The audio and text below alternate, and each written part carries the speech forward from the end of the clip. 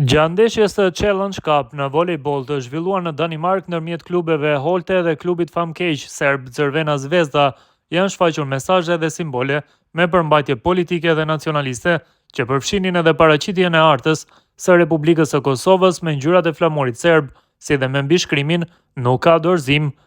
Po ashtu u paraqitën baner të tjerë që shfaqnin pretendime territoriale ndaj shtetit të Kosovës. Pamje të tilla të shfaqura në një garë europiane të volejbollit kanë nxitur reagime të shumta pasi bien ndesh me parimet themelore të sportit dhe me rregulloret që ndalojnë përdorimin e sportit si platformë për mesazhe politike apo provokuese.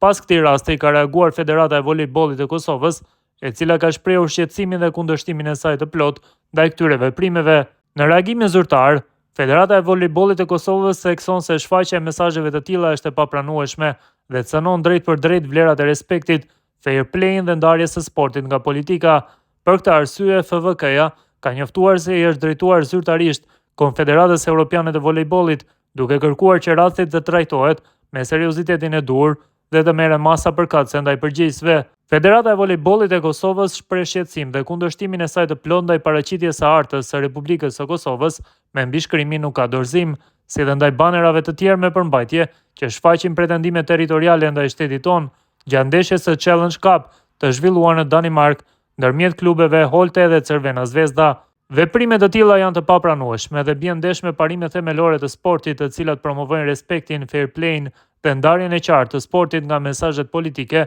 apo nacionaliste. Federata e Volejbollit e Kosovës e konsideron këtë akt si shkelje serioze të rregulloreve dhe vlerave të garave europiane dhe për këtë arsye i është adresuar zyrtarisht CEV-it, duke kërkuar trajtimin e kësaj çështje me seriozitetin e duhur dhe marrjen e masave përkatëse. FVK-ja do të vazhdojë të mbrojë interesat e volejbollit të Kosovës dhe të shtetit tonë në të gjitha instancat përkatëse ndërkombëtare, duke qëndruar e palëkundur në përkushtimin e saj ndaj vlerave sportive, respektit reciprok dhe përfaqësimit dinjitoz të Republikës së Kosovës në arenën ndërkombëtare, thuhet më të tjera në reagim.